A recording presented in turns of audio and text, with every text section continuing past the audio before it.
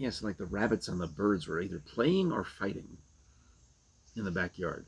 I would say maybe a little of both. Well, it was like a Disney movie. All right. Well, anyway, it's... oh, I said Disney in front of Krisha.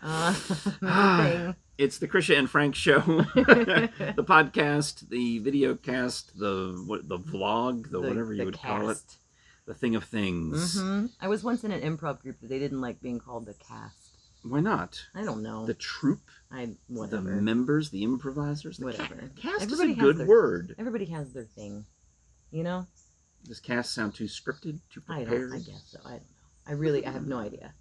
Because I guess I think of myself as a troupe member. It was no cast members. They aren't cast members. Well, Disney, even if you pick up garbage, which is an important job, you're a cast member. There's a specific way you pick up garbage at Disney, so it's called the Disney scoop. Because you can't just stick your butt. Nope. You continue walking and you pick the trash up and you continue your forward progress to the next garbage. You don't turn around because it draws more attention if you stop, pick it up, go to the trash can. So you can't like bend over and show plumber's crack in your Disney costume. No. That would be inappropriate. Right. They have limits on facial hair. You definitely know you can't put your booty up in the air. Yeah.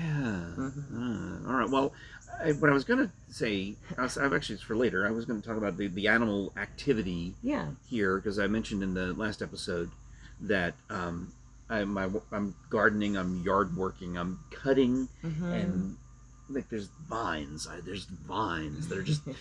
They've overrun. I mean, there's trees that... What'd you do to your finger? Yeah. Oh, I smacked... Well, this is another injury. Yeah. That I'll get. I mean... It's not a gardening injury? No, this is a closing the door injury. Okay. But the vines that are around, some of them, they look like... You can't tell. Like that tree behind you, you have if you can maybe barely make out the difference between the kudzu leaves and the actual tree leaves, because they're very similar. And you can't kill kudzu. It's just almost impossible. Well, I mean, I try to. You need a goat.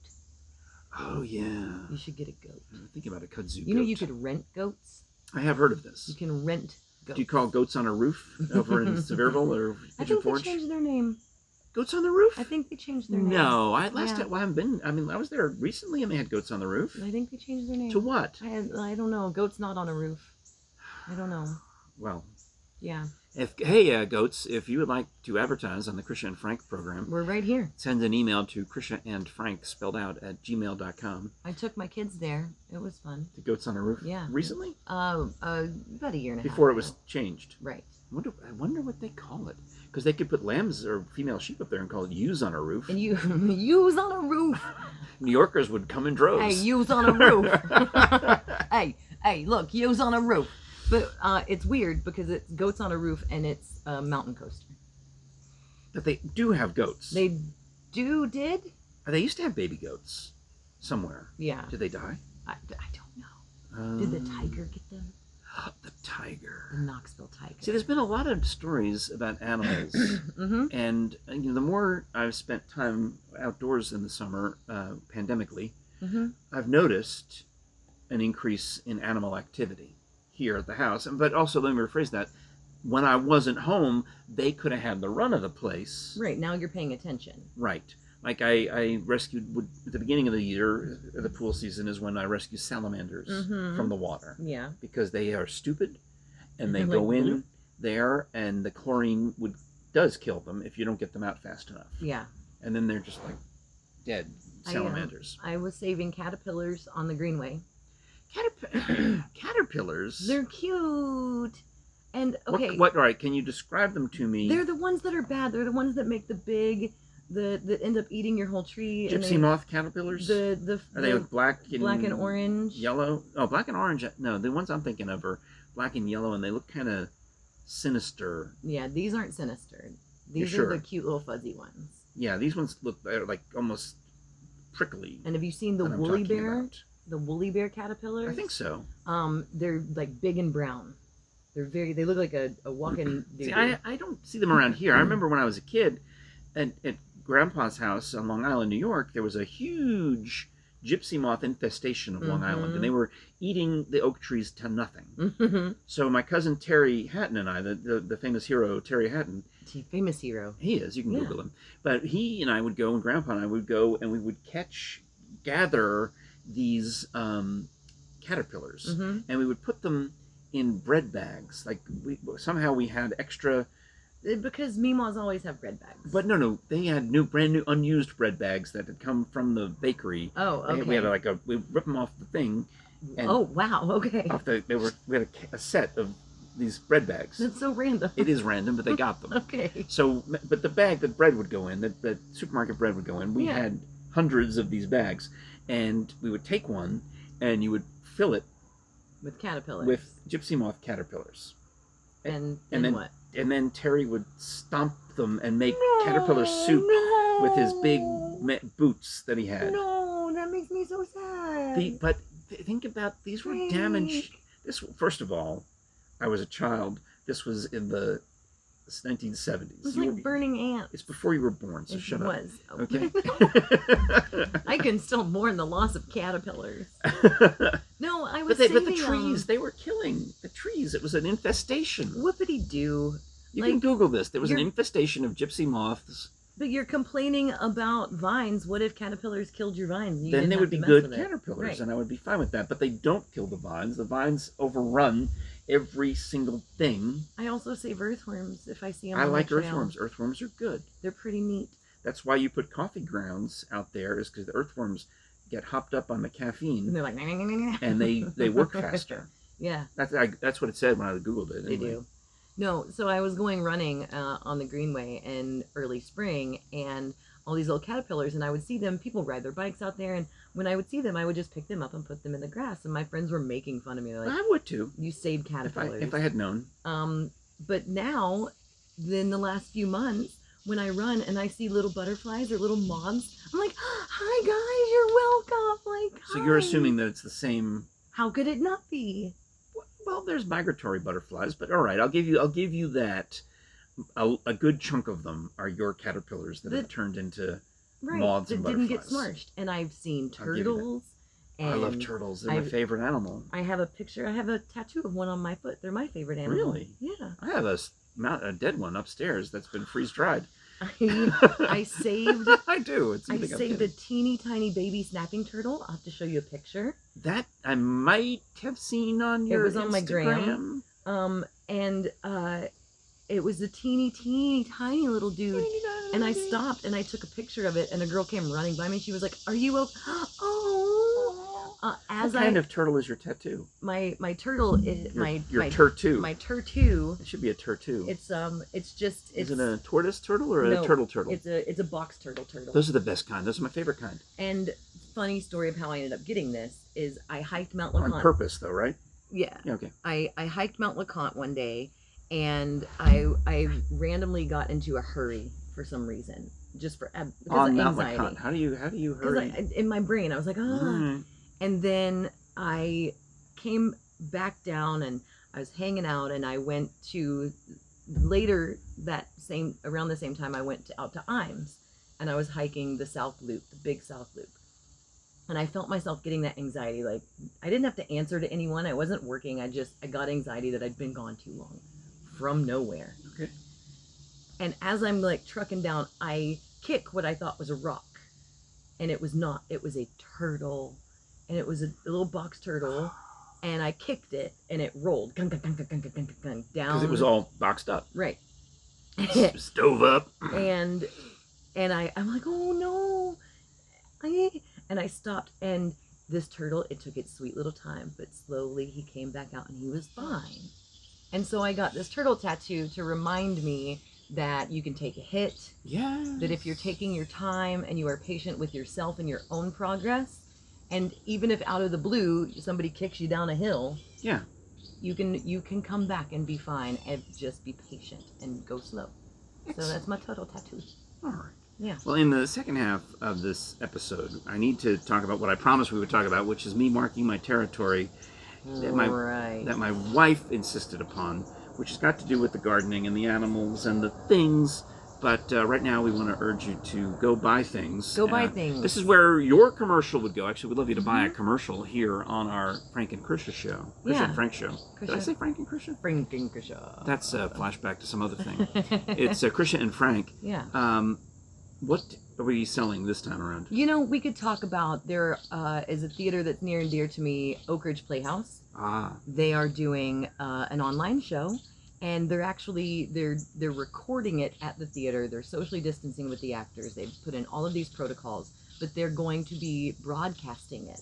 So you can go to Oak Ridge Playhouse, and you can go to their Facebook, you can go to their website, and check out, and yeah. Now, I didn't see you in the Oak Ridge show that you did. It was To Kill a Mockingbird? I did To Kill a Mockingbird. How did I remember that?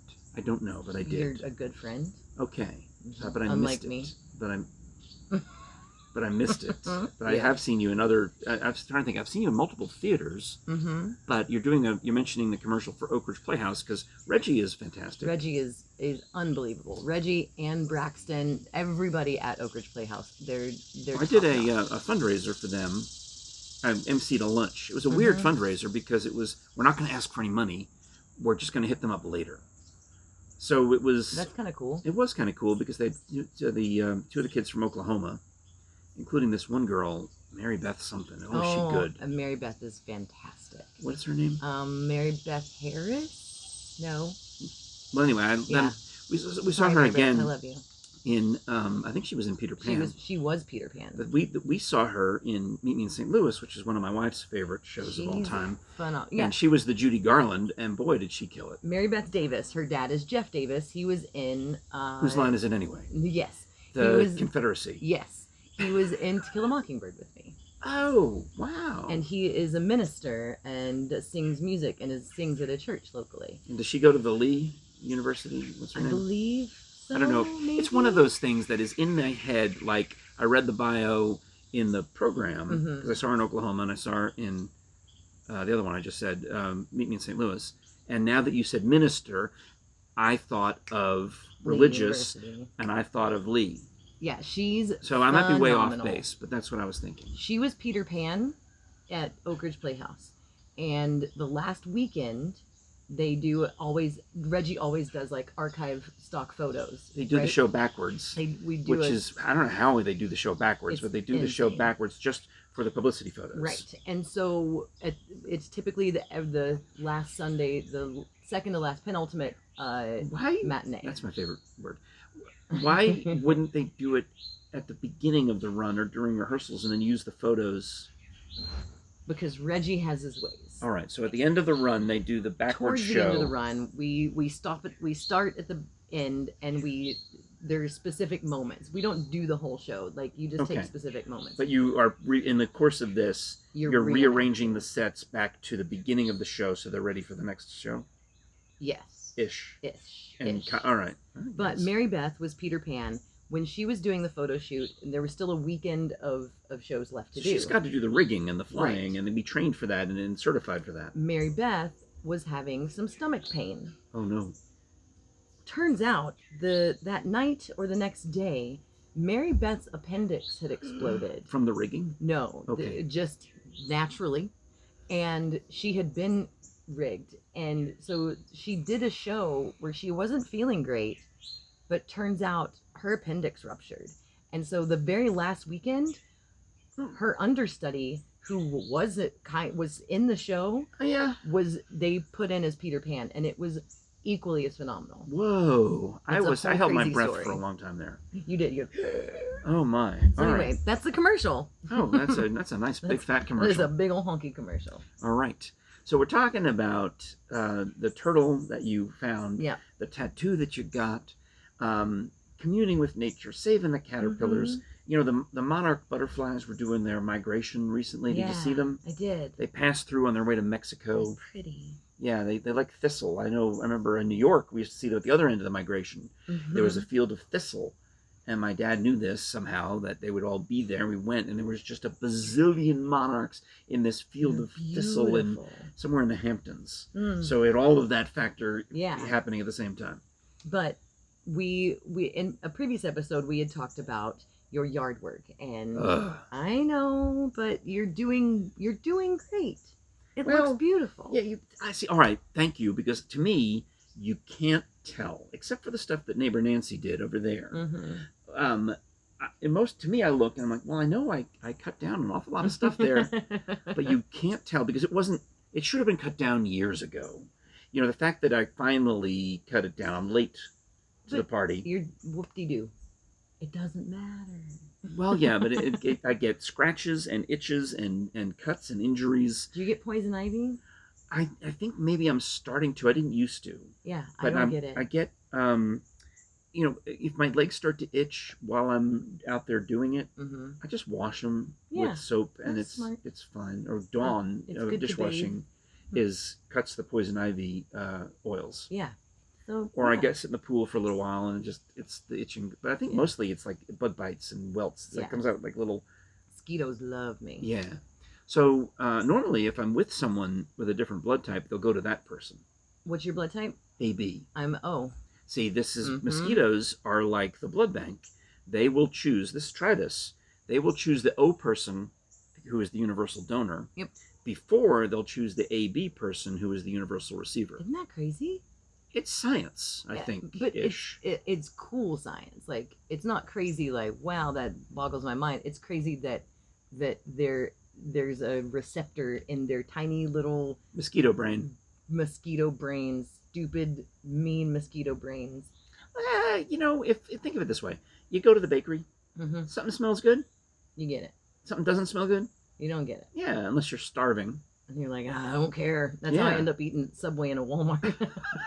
So, you are the finest pastry, and I am Subway in a Walmart. I'm a cannoli. Yeah. So I'm out there chopping and slapping and whatever, and I thought with pandemic time that I would want to grow more food. Yeah. So I have for years been hiding peach pits in the yard, and it's probably a waste of time. I think we've talked about this. Really? In a long time ago? A long time ago. But I do still bury peach pits around the yard, but probably when the baby peach tree, if they grow up, they probably get sliced down by the lawnmower. Yeah, right? The weed whacking guy who cut one of my baby fig trees and didn't tell me about it, and he hid the evidence. Oh no, he probably felt so bad. There's no reason for him to be weed whacking in that little garden box over there that I'm trying to grow more baby fig trees. He probably had his headphones in. He was jamming. Yeah. He was doing some yacht rock, and he just and then he felt so bad. But he told me one time that the manager, he does some restaurant, some industrial restaurant. I mean, industrial work. He does the outside of like at the mall, the restaurant at the mall. They asked him if he could get them weed because they assumed that the garden guy had access to weed. Oh, and then that's funny. He's like, he got this idea that he could probably grow it in his customers' yards and they wouldn't know. Or maybe that was my idea. I might have been the one who said that because I didn't. Anyway, so he's cut down this little baby fig tree that I had hopes for over in the corner, and meanwhile I got for my birthday these garden boxes, earth boxes. So the tomatoes are in there. The squashes, they rotted. They had squash rot. Squash rot. Have you ever had squash rot? I'm not. It's ugly. It's nasty looking. But you got a baby peach tree. I got so much for my birthday this year because we didn't know that I would be unemployed. So had we known, we probably could. See, my birthday, wedding anniversary, and Father's Day are within 8 days of each other every year. Yeah. And then Father's Day is either the day after, the 15th, or the 21st. It can be anywhere in that range. Yeah. And then my birthday is the 22nd. Yeah. So 14 to 22, you guaranteed to have those three. Which means it's kind of like having your birthday on Christmas. So we roll together the anniversary, Father's Day, birthday gifts, boom, boom, boom. Yeah. So I get these earth boxes for one of those three things. And they've got tomatoes. And I had to kill the squash. The watermelon is failing. I got one pepper out of it, but the tomatoes and the basil, they're good to go. I put them together in case they can make salad. Dude, and you can put some mozzarella in there and some balsamic. So I should just throw that in the earth box. And then the baby fig tree, I don't know if you can see it, but that chair's in the way, but just over there. There's a little baby fig tree. Yeah. Not fig, I'm sorry, peach. Peach. Because I like peaches.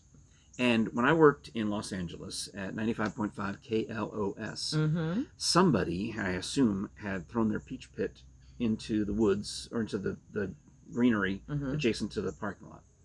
And Mark and Brian used to like to be outside. It was California. Yeah. So all of our post-show meetings would be outdoors in the back. Nice. And they wouldn't even go inside to use the bathroom. They would urinate in... As you do. You're a guy. You can do that. It's in the middle of downtown Los Angeles. It's just we happen to be on this compound, fenced compound. Right. And... Boys are savages. Right, but there was this peach tree, and there was a guy from Georgia who was the maintenance guy or the building supervisor. Mm-hmm. And every year he would pick so many peaches off of this tree that he would make cobbler for the whole staff. Dang. And the two, KABC, KLOS, all of us. Yeah. This massive amount of peach cobbler. And I thought, I would eat peaches right off that tree. I love peaches. They were so good. And there is a peach tree. There's 2 peach trees along Interstate 40 at the Pilot on Walker Springs. Yes. Have you been there? I have not seen the peach trees. Have you plucked a peach from the Pilot? I've not. You've not plucked a Pilot peach? I've not had a plucked Pilot peach. You should pluck a Pilot peach. What is happening? Oh, they're probably... Are you searching for the tiger again? Yeah, no, it's a helicopter. All right. Yeah, I guess it's getting to be late enough in the day that we have to stop. The helicopters are coming. Yeah. So, me a baby peach tree. And a neighbor, Nancy, also ordered peach trees, but hers were not as good. They weren't... She says hers were like bare root. Oh. And one of them died. Oh. She only ordered one, but they sent her 2, and one of them is already dead. So she's all right. But my wife decides to order the same species of peach tree, so maybe they can have a little peach love. Yeah. A little cross fertilization. Yeah. Whatever. So I'm out there, and it looks like something's eaten the leaves, and it could be a bug. But I thought at the height, and I worried that it was a deer. You've got deer, groundhogs. There's definitely rabbits. There's rabbits and squirrels that are trying to live under this porch that we're sitting on. So I put a brick to block them because I've scared them out. Good. But there's see that hole up in the house up there. There's a bird made its nest in there in the spring, and I have to get a guy to come fix it. I need a guy. I can't get up there. You have a lot of guys. I need guys. Yeah. And anyway, so Jerry says, my wife Jerry the Brave, you may recall. Jerry the Brave suggests strongly that I mark my territory around the peach tree and scare away the animals with my scent. I mean, it's ridiculous, but it's also smart. I don't know.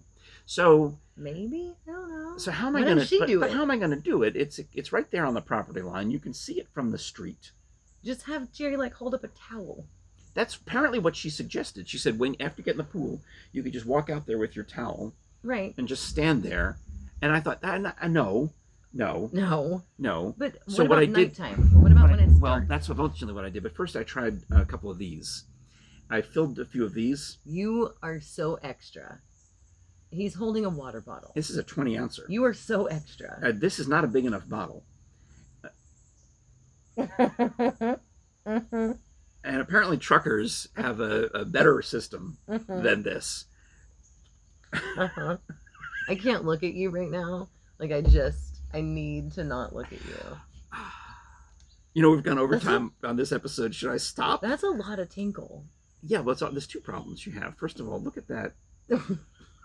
That part. Tell me about it. All right. So it requires precision. Mm-hmm. It requires accuracy. Yeah. But I was able to figure that part out because okay. I'm okay. I cannot look at you. And then I got to the point where I'm like, oh no, how am I going to stop in time? So I got, but fortunately, somehow I just barely made it, like 19 ounces, And I could tell that I had eaten my vitamins that day, or taken my vitamins, or some kind of other bright fluorescent vegetable. Uh-huh. Why? I can't look at you. Why not? It's because it's not like me. This is unlike me. I would never. I am. When the children come to visit, I say, you may not swim in my toilet, and you may not pee in my pool. Right. It's a very basic rule, and they all respect it. I respect it. Do they? Oh yeah. Do they? Well, little Charlie, the youngest one, he is in the pool this summer, and he starts going, ah! And he gets out, and he runs, and he didn't make it. He ended up peeing on the deck. Yeah. But he was so frightened of peeing in the pool that he Well, I can promise you the grown-ups don't respect it. Well, then don't come back. My grown-ups respect it. Don't come back. You're like, then don't come back. If you would pee in my pool, don't come back. Don't come back. So then I take these bottles of fluid. So much of issue. And I pour it around the tree like a like a witch ceremony. It's like some kind of Wiccan ceremony. I'm pouring it in circles around the tree. And I thought, this is ridiculous. Yeah. So then, and I tell Jerry this, and she looks at me like I'm crazy. She's thought, why don't you use a towel as cover, which would be, to me, look weird. Or in the dark of night, ain't nobody looking at you. So I tried that in the dark of night. Well, I used my cell phone flashlight, but it's. I came out one morning at 5-something. You know, I was, the morning pee. Right, as you do. And it just, my shoes and socks got all wet from the morning dew. At least you said from the morning dew. No, my shoes and socks were wet by the time I got to the tree. Okay, well, you should have waited.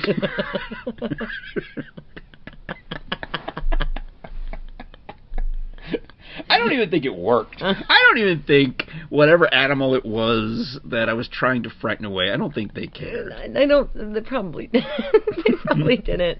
But, like, I have a friend that I know that just anytime, like, would, like... let nature call. Right. Like, I've also tried it at the fig tree. Right. Because I've got, that's like a private bathroom back there behind the fig tree. You can't see anything. It's an umbrella of cover. Yeah. But, it is unlike you. It is not unlike a lot of people that I know. But for you, it's weird to be out and whizzing in your yard. Well, it's pandemic times.